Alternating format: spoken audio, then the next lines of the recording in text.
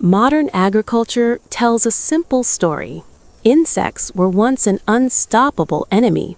Farmers struggled, crops failed, fields suffered beneath waves of small, relentless mouths.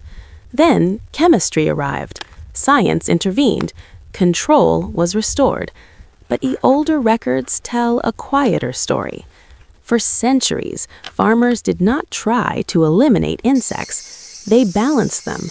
Across orchards, rice terraces, vineyards, and grain fields, small predators moved invisibly through the crops. They hunted the hunters. They kept numbers from tipping too far in any direction. It was not a battle. It was an agreement. And agreements with nature are difficult to industrialize. The system worked because it was alive, because it multiplied on its own, because it could not be manufactured, owned, or easily counted. In time, that made it something modern agriculture could not tolerate. This channel exists for such records. Ancient Food Files keeps fragments of knowledge that once lived quietly inside farms, forests, and rivers before they were replaced by systems easier to measure, easier to sell, easier to control. If preserving these buried systems matters to you, consider subscribing, not for expansion, but for memory. Tonight we open another file from the archive, not a forgotten plant, not a vanished grain, but a quiet army once trusted by farmers across continents. An army with wings, legs, and patience. One of the earliest recorded examples emerged in southern China nearly 2,000 years ago. Citrus orchards in the Lingnan region faced a familiar enemy. Caterpillars and leaf-eating insects could strip trees bare if allowed to spread. Yet, farmers there rarely resorted to poison.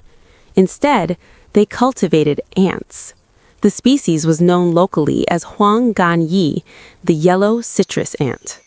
Farmers traveled into nearby forests and collected nests woven from leaves and silk. These nests were carefully tied into the branches of citrus trees. Bamboo poles were placed between trees, creating pathways so the ants could move easily across the orchard. Once established, the colonies patrolled constantly. Every leaf, every stem, every hidden insect egg. The system was described in Chinese agricultural texts as early as the year 304 CE in the writings of the naturalist Ji Han. Merchants even sold ant nests in village markets. Orchard keepers would purchase entire colonies the way modern farmers purchased chemicals. Except these colonies did something chemicals could not. They lived, they reproduced, they expanded their patrol, and they required almost nothing in return. The biology behind the system was both simple and profound. Predatory insects and ants occupy the same ecological spaces as crop pests, but unlike pests, they feed on them. Lady beetles devour aphids. Parasitic wasps lay eggs inside caterpillars. Green lacewing larvae consume mites and soft-bodied insects by the dozens each day. These predators form what ecologists now call trophic regulation, a quiet pressure that keeps populations from exploding. Unlike chemical control, which arrives suddenly and then disappears, predator populations remain present. They respond to rising pest numbers by multiplying. The system renews itself. It does not collapse after rain. It does not poison soil. It does not require shipments or factories. It requires time.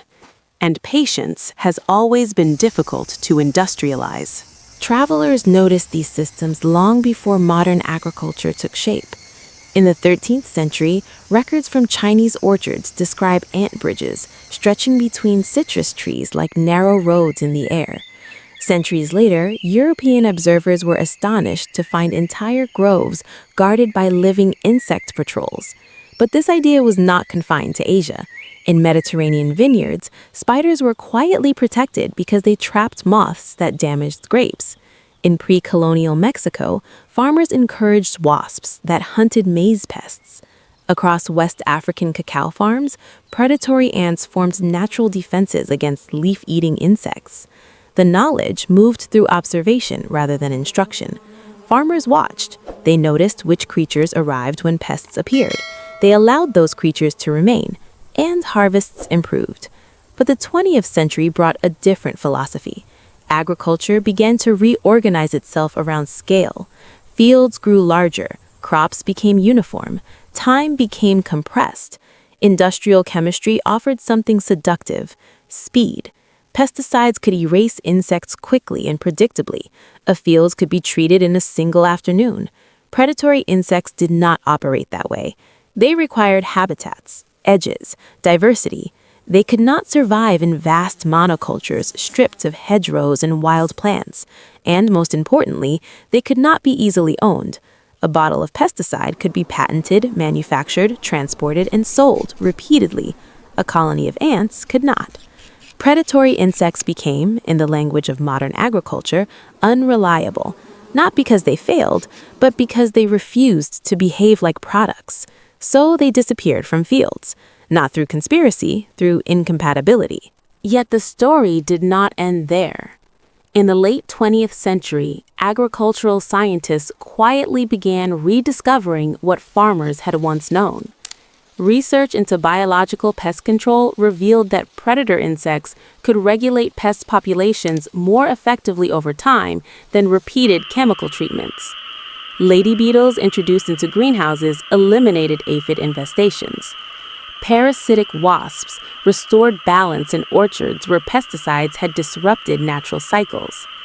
In rice systems across Asia, integrated pest management programs reintroduced predator species that reduced pesticide use by more than half.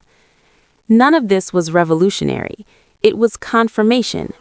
Ancient observations translated into scientific language. But something else had already happened. Generations of farmers had learned to distrust the old methods. For many, insects became symbols of vulnerability and loss. The memory of crop failures during the early industrial transition left scars. Chemical control felt like protection, even when it created new problems. Predator insects seemed uncertain by comparison. Knowledge faded not because it was wrong, but because it no longer fit the emotional memory of agriculture. Now, the system that replaced those living defenses shows its own fragility. Pesticide resistance spreads across crops worldwide. Soil ecosystems weaken under repeated chemical pressure. Pollinators disappear from landscapes that once supported them. And climate instability brings new pest outbreaks to regions unprepared for them. In response, scientists and farmers again look toward biological systems that regulate themselves. Predatory insects, ant patrols, living control rather than chemical interruption. The methods appear modern in research papers, but their roots reach thousands of years into the past. The knowledge was never truly lost. It simply waited in orchards where ants still patrol branches, in hedgerows where lacewings still lay their eggs, in small farms where balance remains more valuable than speed. Nature never abandoned these systems. Only humans did. And nature has never required permission to continue. The soil still remembers. The insects still know their work. Time moves slowly in ecosystems, but it moves with certainty.